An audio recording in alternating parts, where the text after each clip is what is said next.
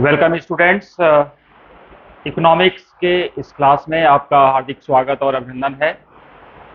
The commerce hub लगातार आपको quality education की तरफ लेके चल रहा है। उसी कड़ी में हम लोग टीजीटी पीजीटी इकोनॉमिक्स की क्लास को लेकर के आपके सामने आ रहे हैं।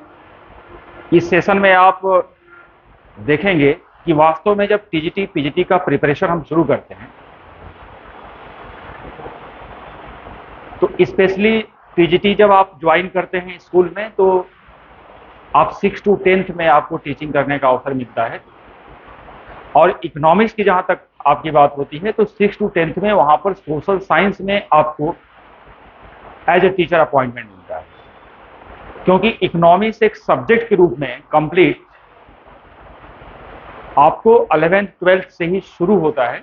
इसीलिए जब पीजीटी का प्रिपरेशन करते हैं तो आपको पढ़ाने का मौका मिलता है 11th और 12th में, और इसीलिए स्टूडेंट्स 11th और 12th को पढ़ाने के लिए जो एक्सपेक्ट किया जाता है हमारे गवर्नमेंट द्वारा या सिस्टम द्वारा कि कम से कम आपको पोस्ट ग्रेजुएट होना चाहिए। दैट मीन्स उस सब्जेक्ट में आपको मास्टर होना है। लेकिन आप इसकी प्रिपरेशन की जो जर्नी होती है एक्चुअल में 11th 12th की एनसीईआरटी से लेकर के ग्रेजुएशन और फिर पोस्ट ग्रेजुएशन में आपने जो जो सब्जेक्ट और जिस जिस तरीके से जिस जिस स्टैंडर्ड पर आपने पढ़ा हुआ है उसको आप ठीक से समझें और समय परिस्थिति के अकॉर्डिंग उसको कोरिलेट करने की कोशिश करें, उसको अपडेट करने की कोशिश करें।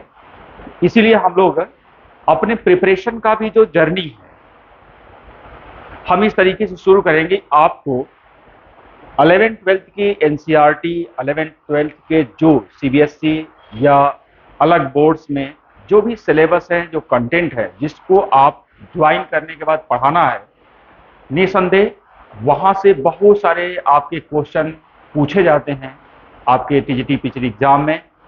तो वो बुक्स में जो सिलेबस एक्सपेक्ट करता है बोर्ड आपसे पढ़वाने के लिए, उसकी सारी चीज़ों को लेकर के हम लोग स्टेप बाय स्टेप शुरू करेंगे, और फिर ग्रेजुअली जो है आप एनसीईआरटी 11th 12th सिलेबस, उसके बाद ग्रेजुएशन के जो सिलेबस के हिस्से से आपके टीजीटी पीजीटी में सिलेबस में शामिल है उस पर हम लोग डिस्कस करेंगे, उस पर हम लोग प्रैक्टिस करेंगे, और फिर हम लोग जो पीजी लेवल पर सब्जेक्ट हम लोग डिस्कस करते हैं वहाँ से जो क्वेश्चन हमारे वहाँ सिलेबस में शामिल है उस पर भी हम लोग चर्चा करेंगे।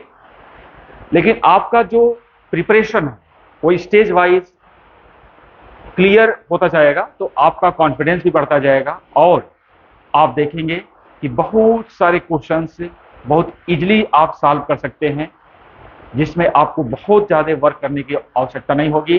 थोड़ी सी स्ट्रेटजी बना करके, प्लानिंग बना करके फोकस हम लोग करेंगे तो कम समय में ज़्यादा बेस्ट परफॉर्मेंस आप भी दे पाएंगे, और आपके इस परफॉर्मेंस में हम अपनी भूमिका निभा पाएंगे। तो आज हम देखते हैं कि यदि पहला जो स्टेज है हमारा 11th 12th के स्टैंडर्ड पर जब एक पीजीटी से एक्सपेक्ट किया जाता है तो किस किस तरीके के सिलेबस और सब्जेक्ट को शामिल करके एक इकोनॉमिक सब्जेक्ट को कंप्लीट सब्जेक्ट के रूप में लेके हमारा गवर्नमेंट सिस्टम या हमारा जो एजुकेशन सिस्टम चलता है। तो आप जानते हैं क्योंकि आपने पढ़ा भी हुआ है, एक बेसिक इकोनॉमिक्स में स्टूडेंट्स इकोनॉमिक्स के 4 पेपर को शामिल किया गया, जिसको हम कह सकते हैं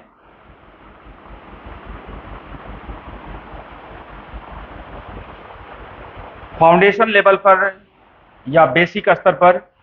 इन्हीं 4 सब्जेक्ट से हमारे इकोनॉमिक सब्जेक्ट की शुरुआत होती है और धीमे धीमे हम जो है एडवांस स्तर पर मास्टर लेवल तक पहुंचते हैं। उसमें पहला जो पेपर शामिल किया गया है वो शामिल किया गया है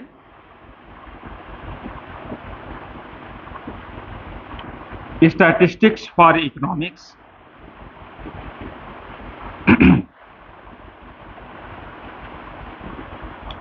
कुछ बेसिक कॉन्सेप्ट स्टैटिस्टिक्स के, क्योंकि इकोनॉमिक्स का सबसे इंपॉर्टेंट हिस्सा माना जाता है स्टैटिस्टिक्स, जहां से इकोनॉमिक्स की शुरुआत होती है। इसके बाद सेकेंड नंबर आता है माइक्रो इकोनॉमिक्स की,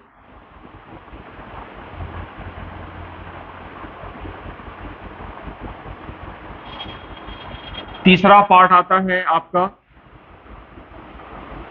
मैक्रो इकोनॉमिक्स की,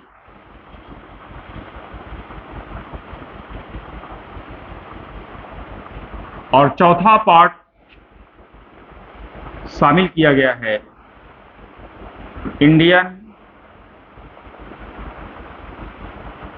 इकोनॉमिक डेवलपमेंट की।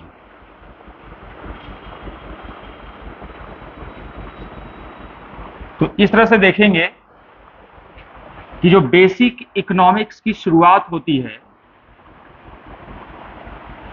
जो एनसीईआरटी सिलेबस हमें 11th-12th के बुक्स के द्वारा पढ़ने को मिलता है, उसमें आप देखेंगे इस समय का जो मॉडर्न या इस समय का जो करंट हमारा सिलेबस है, ये दोनों को एक साथ आपको 11th एनसीईआरटी के बुक्स में 11th के स्टैंडर्ड पर आपको सिखाया जाता है, और मैक्रो और इंडियन इकोनॉमिक डेवलपमेंट, ये दो पेपर आपको 12th स्टैंडर्ड पर सिखाने की अपेक्षा की जाती है, और इसी को ध्यान में रख करके आपको प्रिपरेशन करना होता है। क्योंकि जब आप जाएंगे रिटन एग्जाम, उसके बाद यदि जहां पर इंटरव्यू की व्यवस्था है, इंटरव्यू एग्जाम में, तो आपसे इससे रिलेटेड जो कॉन्सेप्ट हैं, इससे रिलेटेड जो आपके टॉपिक हैं, उस पर आपको अधिक फोकस करना पड़ेगा, क्योंकि आपको वर्क प्रैक्टिकली इसी पर करना है। लेकिन प्रिपरेशन का स्टैंडर्ड आपका क्या होना चाहिए? पीजी लेवल, मास्टर लेवल तक होना चाहिए, क्योंकि इसको पढ़ाने के लिए मिनिमम क्वालिफिकेशन की नीड्स जो निर्धारित है वो क्या है? पीजी है, मास्टर डिग्री है। हम लोग देखेंगे कि ये वास्तव में चारों सब्जेक्ट का अपना एक कोरिलेशन है, किस तरीके से एक सब्जेक्ट दूसरे सब्जेक्ट से जुड़ा हुआ है। जब हम एक एक सब्जेक्ट के कम से कम बेसिक थीम्स को जान लेते हैं, तो बहुत सारे हमारे एग्जाम में ऐसे क्वेश्चन आते हैं जो कॉन्सेप्ट बेस्ड होते हैं, जो कोरिलेशन बेस्ड होते हैं। ऐसे क्वेश्चन को भी सॉल्व करना इजी है, और आप जानते हैं कि प्रिपरेशन करने वाला हर स्टूडेंट चूंकि पढ़ रहा है, तो नो डाउट एक कॉमन क्वेश्चंस जो होते हैं वो सभी क्वेश्चन हर स्टूडेंट सॉल्व करता है, लेकिन सिलेक्शन जहां से होता है उसमें कुछ आपको एक्स्ट्रा एफर्ट करना होता है। आपको वो चीज जाननी होती है जो बाकी से कहीं न कहीं कुछ बेहतर आपको स्थान दे और उस जगह पर ले जाए जिसके इंतजार में आप बैठे हैं। दैट मीन्स आपको सिलेक्शन और ज्वाइनिंग का रास्ता दिखाए। तो हम लोग इसमें देखेंगे थोड़ा सा कि इसमें एक्चुअल में किस तरीके से कोरिलेशन करके सब्जेक्ट आपस में जुड़ा हुआ है, और फिर हम लोग महत्वपूर्ण जो सब्जेक्ट है उसको पहले हम लोग उठाएंगे और आगे बढ़ेंगे। आप देखेंगे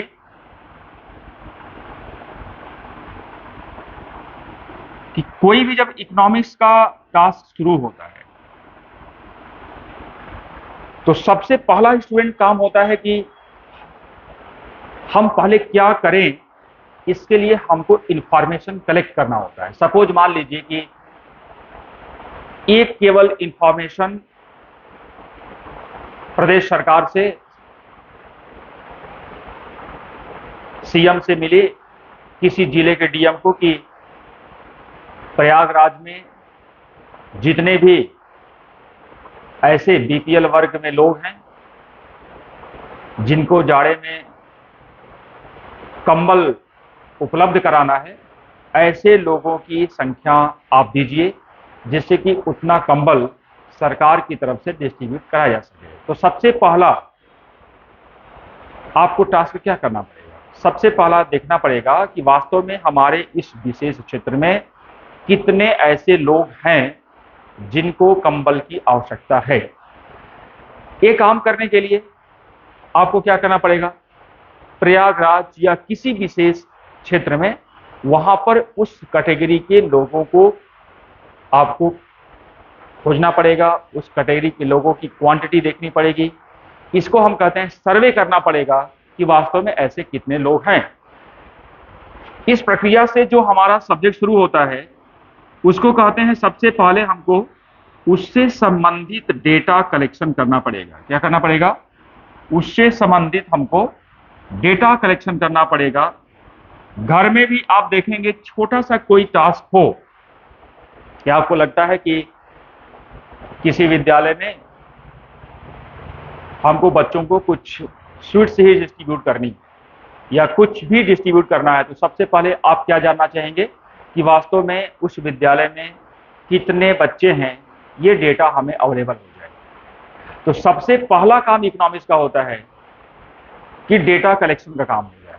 कितने संख्या में हमारे पास चीजें हैं जिस पर हमें काम करना है। हम इस तरह के काम करने की प्रक्रिया जहां शुरू करते हैं, उसी सब्जेक्ट का नाम क्या है स्टूडेंट? स्टैटिस्टिक्स है। तो स्टैटिस्टिक्स का सीधा सा एक प्रैक्टिकल आशय यह है कि किसी भी छोटे से लेकर के बड़े स्तर तक भी कोई काम हमें करना होता है, सबसे पहले हमें डेटा कलेक्शन करना पड़ेगा, हमें सूचनाओं को संग्रह करना पड़ेगा, हमें जानकारी रखनी पड़ेगी।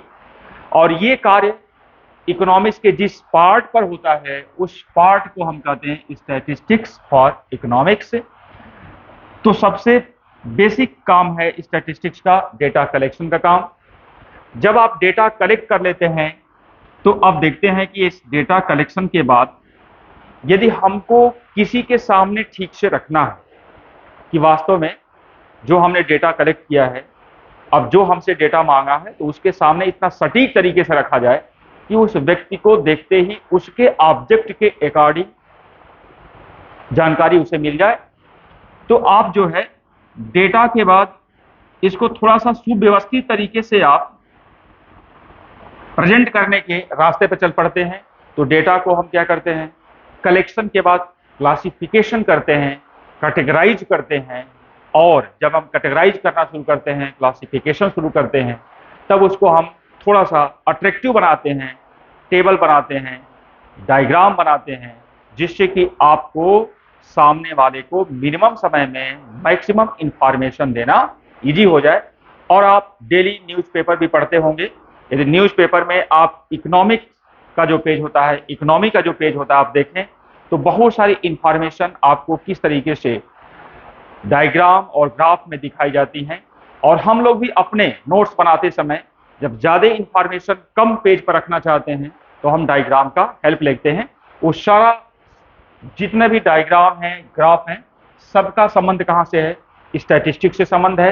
तो आप देखेंगे कि क्लासिफिकेशन करते हैं, और क्लासिफिकेशन टेबलेशन के बाद जब आप आगे आते हैं तो इसके प्रेजेंटेशन की प्रक्रिया होती है जिसमें आप ग्राफ और डायग्राम का यूज करते हैं। तो हम लोग देखेंगे कि ये सब्जेक्ट स्टैटिस्टिक्स फॉर इकोनॉमिक्स हमको डायग्राम भी बनाना सिखा देती है, हमको ग्राफ बनाना सिखाती है कि एक्चुअल में हम अपनी बातों को मिनिमम वर्ड्स में अट्रैक्टिव तरीके से कैसे प्रेजेंट कर सकते हैं। तो आप सीधे सीधे कह सकते हैं ये प्रेजेंटेशन स्किल भी सिखाती है। तो सबसे इंपॉर्टेंट क्या हो गया कि हम कलेक्शन करना सीखते हैं इस सब्जेक्ट में। हम कलेक्शन करने के बाद उसको कैटेगराइज करना सीखते हैं कि वास्तव में हमें according to nature, according to objective, हम जो भी डाटा लेके आए हैं, जो भी डाटा हमको मिला है सर्वे के द्वारा, उसको हम क्लासिफाइड करें और फिर उसे प्रेजेंट करने के लिए हम अट्रैक्टिव तरीके से डायग्राम और ग्राफ का यूज करें। इससे हमारा प्रेजेंटेशन अट्रैक्टिव होगा और सामने वाले को मिनिमम टाइम में उसकी सूचना मिल जाएगी। अब जब हम सामने वाले को दे देंगे इंफॉर्मेशन स्टूडेंट, तो इंफॉर्मेशन देने के बाद हमारे पास काम होगा कि वो व्यक्ति जिसको डेटा हमने दिया हुआ है वो डेटा को समझे और समझ करके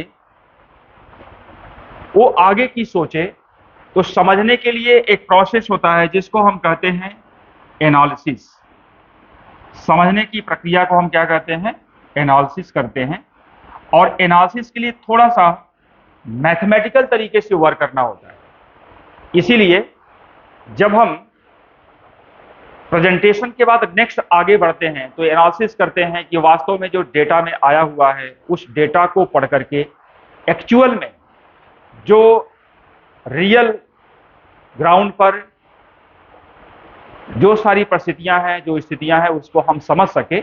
उसके लिए हमारे इकोनॉमिक्स में आप देखेंगे चैप्टर आता है सेंट्रल टेंडेंसी, जिसको हम कहते हैं मीन मीडियन मोड के माध्यम से हम लोग उस सारी बातों को समझते हैं कि वास्तव में मीन के हेल्प से हम समझ लें डेटा क्या कह रहा है, मीडियन के माध्यम से समझ लें डेटा क्या कह रहा है, मोड के माध्यम से समझ लें क्या कह रहा है।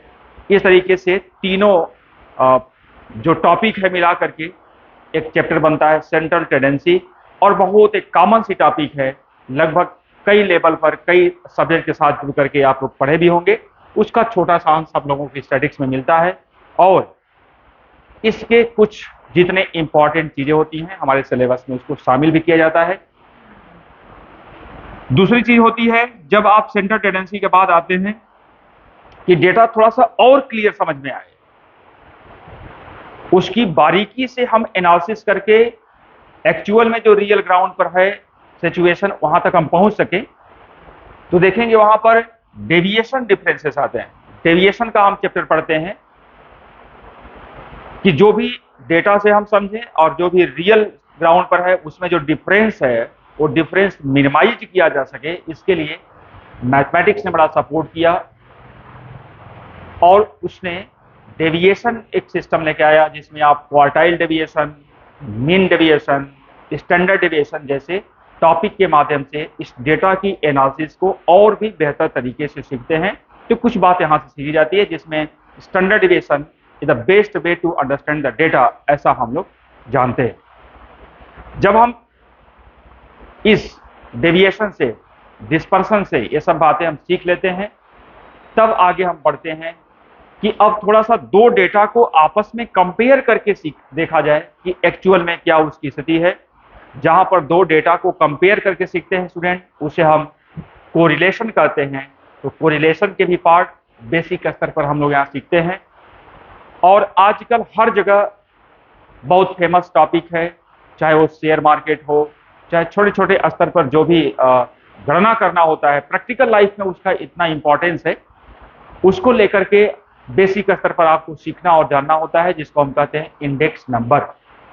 तो ऐसी ये सब छोटी छोटी टॉपिक्स हैं जहां से इकोनॉमिक्स का बेसिक ग्राउंड शुरू होता है, और ये सारी चीजें आपको 100% क्लियर होनी चाहिए, जिससे कि आप नेक्स्ट लेवल पर, ग्रेजुएशन लेवल पर, पीजी लेवल पर इसी टॉपिक को थोड़ा सा डीप में जाकर के जो सिलेबस में दिए हैं उसकी आप एनालिसिस करें, उसको आप पढ़ने की कोशिश करें, और जो एग्जाम में क्वेश्चन आ रहे हैं उसको इजिली आप समझ करके करेक्ट एक्यूरेट आंसर देने की कोशिश करें, तो आपको कोई दिक्कत ना हो। तो ये सारी बातें जहां पर पढ़ी जाती हैं, हम उस सब्जेक्ट को कहते हैं स्टैटिस्टिक्स फॉर इकोनॉमिक्स। तो सिंपल एक तरीके से कहा जाए कि जो पहला पेपर हमें बेसिक स्तर पर समझाने की कोशिश की जाती है एक पीजीटी टीचर बनने के लिए इकोनॉमिक्स का, तो उसमें ये सीखा जाता है कि कम से कम हम डेटा का कलेक्शन करना, डेटा का क्लासिफिकेशन करना, डेटा का टेबलेशन करना, डेटा को डायग्राम में रखना, डेटा को ग्राफ के माध्यम से प्रेजेंट करना, और जो डेटा हमको मिल गया पढ़ने के लिए, एक बुक्स भी एक तरह से आपके पास डेटा है। अब उस बुक्स के पढ़ने के तरीके आपके पास बेहतर है तो आप बुक्स को बहुत अच्छी तरह समझ सकते हैं। यदि आपके पास डेटा एनालिसिस की तरकीब नहीं है, स्ट्रेटजी नहीं है, आपकी उस तरह का तरीका नहीं है, तो आप उसी बुक्स को पढ़ करके आप वो चीज हासिल नहीं कर सकते जो एक अच्छी तरीके से डेटा को पढ़ने जानता होगा। तो एनालिसिस में हम मीन मीडियन मोड के हेल्प से जानकारी हासिल करते हैं। हम उसके बाद डिस्पर्सन के माध्यम से जानने की कोशिश करते हैं, जिसमें quartile deviation, mean deviation, standard deviation जैसे टॉपिक के माध्यम से हम बहुत सारी चीजों को जानते हैं। इसके बाद हम कंपैरेटिव स्टडी करते हैं, जिसमें कोरिलेशन का हम काम करते हैं, और फिर मैंने बताया उसके बाद हम लोग इंडेक्स नंबर की जानकारी हासिल करते हैं, जिसमें बहुत सारी आजकल इकोनॉमिक्स की बेसिक स्तर पर देखेंगे इकोनॉमी में जिसमें हम लोग प्राइस इंडेक्स, होलसेल इंडेक्स जैसे महंगाई या इन्फ्लेशन जिसको हम कह सकते हैं पता करने के लिए ये सारी चीजें यूज होती हैं प्रैक्टिकल ग्राउंड पर। ऐसी चीजों को भी हमें समझना है, समझाना है। और छोटे छोटे जो जरूरत की चीजें हैं, कहीं भी हम करंट की बात करते हैं तो करंट में ये सब सारे शब्द आएंगे, तो वो सारे शब्दों को समझे रहेंगे तो हमको वहां पर कोई दिक्कत नहीं होगी। इस तरीके से आपका ये पहला जो टॉपिक है यहां से फिनिश होता है। जब डेटा आपके पास मिल जाता है, दूसरा जो पेपर आपका है सबसे मोस्ट इंपॉर्टेंट, जो आपके बेसिक स्तर पर पढ़ना है स्टूडेंट, वो आपका है इस डेटा के बाद माइक्रो इकोनॉमिक्स पढ़ना है। माइक्रो इकोनॉमिक्स या माइक्रो इकोनॉमिक्स ये इकोनॉमिक्स के कहे जाते हैं दो लंग्स हैं। यानी आप इकोनॉमिक्स पर कमांड करना चाहते हैं तो आपको ये दो पेपर्स को 100% कमांड करके रखना होगा। एक पहला आपका स्टेज होता है, टू लंग्स ऑफ इकोनॉमिक्स यदि कहा जाए तो कोई इसमें अतिशयोक्ति नहीं होगी। तो माइक्रो इकोनॉमिक्स जिसमें जितने भी थ्योरी, जितने भी मॉडल, किस तरीके से हमें काम करना चाहिए, किस तरीके से हमें अपने रिसोर्सेज का यूज करना चाहिए, किस तरीके से हमें प्रोडक्शन करना चाहिए, किस तरीके से हमें डिस्ट्रीब्यूशन करना चाहिए, किस तरीके से हमें कंजप्शन करना चाहिए, एक इकोनॉमिक्स का जो बेसिक थ्योरी है वहां से ये सब्जेक्ट शुरू करता है, जिसको हम कहते हैं यूटिलिटी थ्योरी, उपयोगिता का सिद्धांत। वास्तव में यहां से शुरू होकर के हमारे जानते हैं कि मार्केट के पॉइंट ऑफ व्यू से एक व्यक्ति बनाने वाला है, बेचने वाला है, तो दूसरा व्यक्ति उसे परचेज करने वाला है और उसे कंज्यूम करने वाला है, खाने वाला है। तो आप ये कह सकते हैं कि दो पक्ष सबसे महत्वपूर्ण है, एक बनाने वाला और एक खाने वाला। वैसे ही जैसे एक बोलने वाला है और आप जैसे एक सुनने वाला, ये दो पक्ष जो है वो सबसे इंपॉर्टेंट है। तो जो बोल रहा है हम उसको कह सकते हैं ये हमारा प्रोडक्शन क्षेत्र है, और जो सुन रहा है उसको हम कह सकते हैं कंजप्शन क्षेत्र है। ये प्रोडक्शन एंड कंजप्शन। तो जो प्रोडक्शन कर रहा है उसको हम देखेंगे तो ये प्रोड्यूसर साइड है, और जो कंजप्शन कर रहा है वो कंज्यूमर साइड है।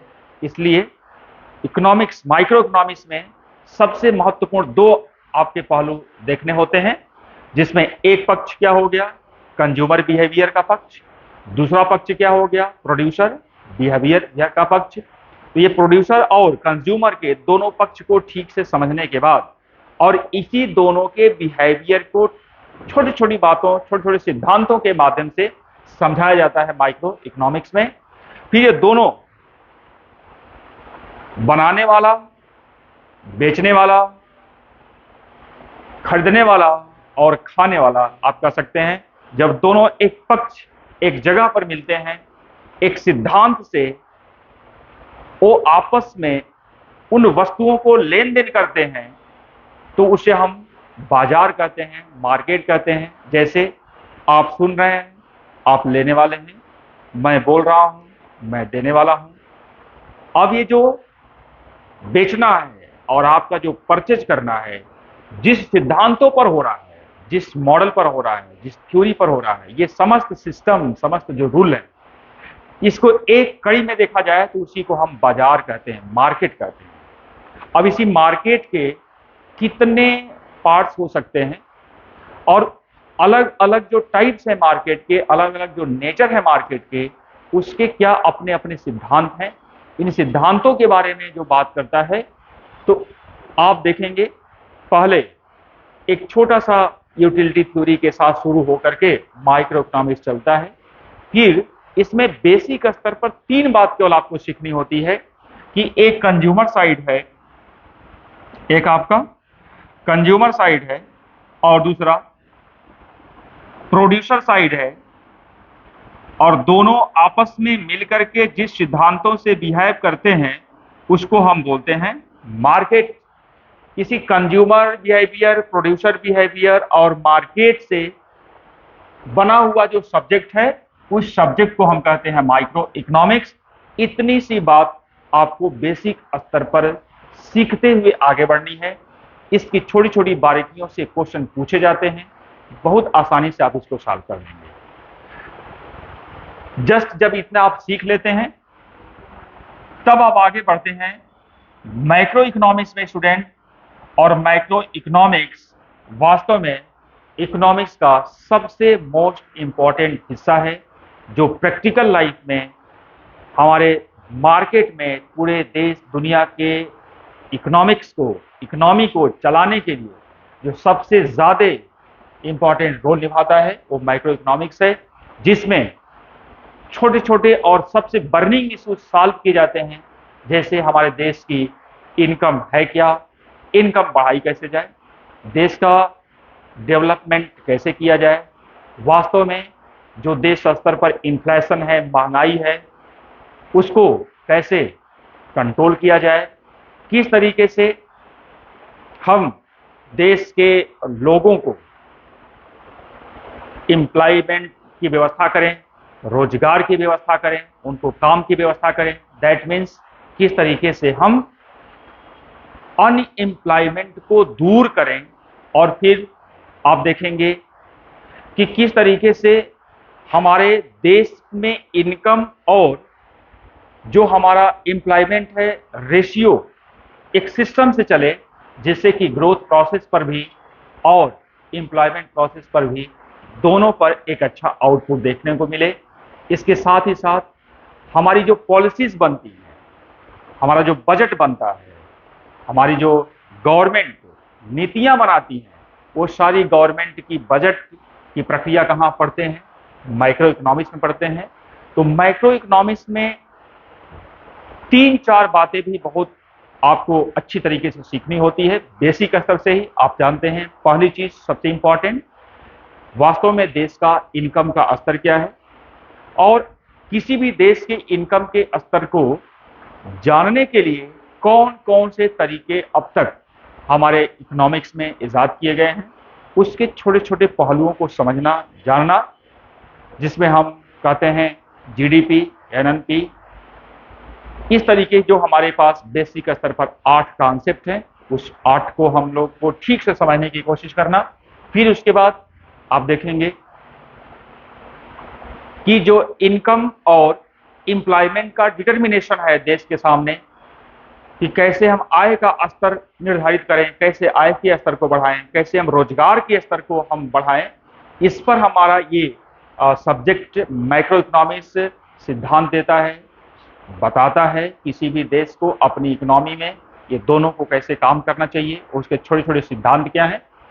इसके बाद हम लोग देखते हैं कि किसी भी देश में मनी और बैंकिंग के जो बेसिक कॉन्सेप्ट हैं, वहाँ की भी बेसिक बातें इसी सब्जेक्ट में एंट्री कर दी जाती हैं कि आप बेसिक स्तर पर हमारी बैंकिंग सिस्टम कैसे काम करती है, आप इसको जानें। एक मनी के जो हमारे कॉन्सेप्ट हैं वो क्या हैं, उससे संबंधित बातें यहाँ पर हम लोग देखते हैं।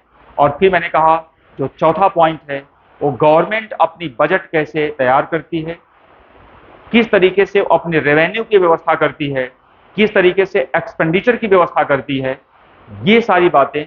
और लास्ट में हमने देखा कि इसी सब्जेक्ट के बेसिक स्तर पर सिखाया जाता है कि एक देश जब किसी गुड्स सर्विसेज की सरप्लस प्रोडक्शन करता है तो अपने देश की जरूरतों को ही पूरा न करे, बल्कि वो अपने देश से दूसरे देशों को एक्सपोर्ट करे, दूसरे देशों को सेल करे, और दूसरे देश से जो कुछ भी हमें अपने देश से ज़्यादा क्वालिटी कम से कम कास्ट में मिल जा रहा है उसे हम दूसरे देश से इंपोर्ट करें, और इस तरीके से हम अपने संसाधनों का बेस्ट यूटिलाइज कर पाएंगे। तो ये सारी चीज़ें जो मैक्रो इकोनॉमिक्स की है टॉपिक में, चाहे वो ग्रोथ या जीडीपी की बात हो, बैंकिंग की बात हो, या इनकम की बात हो, और या फॉरेन ट्रेड की बात हो, गवर्नमेंट बजट की बात हो, ये 5-6 टॉपिक मिल करके जो सब्जेक्ट बनता है उसे हम कहते हैं स्टूडेंट्स मैक्रो इकोनॉमिक्स। और लास्ट में आप देखेंगे इसी मैक्रो इकोनॉमिक्स की थ्योरी को किस तरीके से कोई देश की इकोनॉमी अपने एक विशेष क्षेत्र में लागू करती है, एक व्यवस्था बना करके अपने देश प्रदेश के विकास को आगे ले जाती है, वो सारे जो बातें हैं वो हम लोग किसमें देखते हैं, इकोनॉमिक डेवलपमेंट। चूंकि हम अपने भारत देश में हो रही जो भी इस तरीके की प्रक्रिया है, जो भी ऐसे सिद्धांतों को अपना करके अपने देश की इनकम और देश के लिविंग स्टैंडर्ड, देश के स्टैंडर्ड को बढ़ाने के लिए काम करते हैं और एक्चुअल में क्या स्टेटस है इसको जानते हैं, तो हम उस सब्जेक्ट को बोलेंगे इंडियन इकोनॉमिक डेवलपमेंट। तो ये 4 पेपर तो एनसीईआरटी की बेस से यदि शुरू करते हैं अपनी प्रिपरेशन 11-12 के लेवल से शुरू करते हैं तो इस पर आपका कमांड होना चाहिए। आज हमने आपके जो 4 सब्जेक्ट हमारे हैं आपस में मैंने बताया कि यहाँ से हम लोगों का प्रिपरेशन शुरू होगा टीजीटी पीजीटी संबंधित, कि यहाँ से जो क्वेश्चन आपके निकल के आए, यदि बाई चांस किसी का कहीं से कोई भी बेसिक स्तर से टॉपिक वीक रह गई हो तो तुरंत आपको इसी जगह से वो चीज को पूरा करने का अवसर मिलेगा। और फिर देखेंगे कि जो भी एग्जाम में हम लोग टीजीटी पीजीटी के क्वेश्चन सॉल्व करेंगे, मोर देन 60-70% क्वेश्चन तो आपको यही से मिल जाएंगे। तो हम आशा करते हैं आपको यह सेशन अच्छा लगा होगा कि पहले वास्तव में हम प्रिपरेशन करने की तरफ आगे बढ़ रहे हैं, तो बिल्कुल सिस्टमैटिक तरीके से स्टेज बाय स्टेज हम आगे बढ़ते चलें, जिससे कि आपका कॉन्फिडेंस, जिससे कि आपकी प्रिपरेशन का एक सही दिशा मिलती रहे और उसी तरीके से हम लोग मिनिमम टाइम में अपना सिलेबस पूरा करेंगे और आप अपनी प्रिपरेशन बेस्ट करेंगे। जरूर कमेंट बॉक्स में अपने क्वेश्चन को रखिएगा, अपने व्यूज को रखिएगा कि कैसा लगा, जिससे कि हम आगे और भी बेहतर आपको वीडियो दे सकें। तब तक के लिए थैंक यू सो मच। फिर नेक्स्ट सेशन में अगले टॉपिक से हम मिलते हैं। Thank you.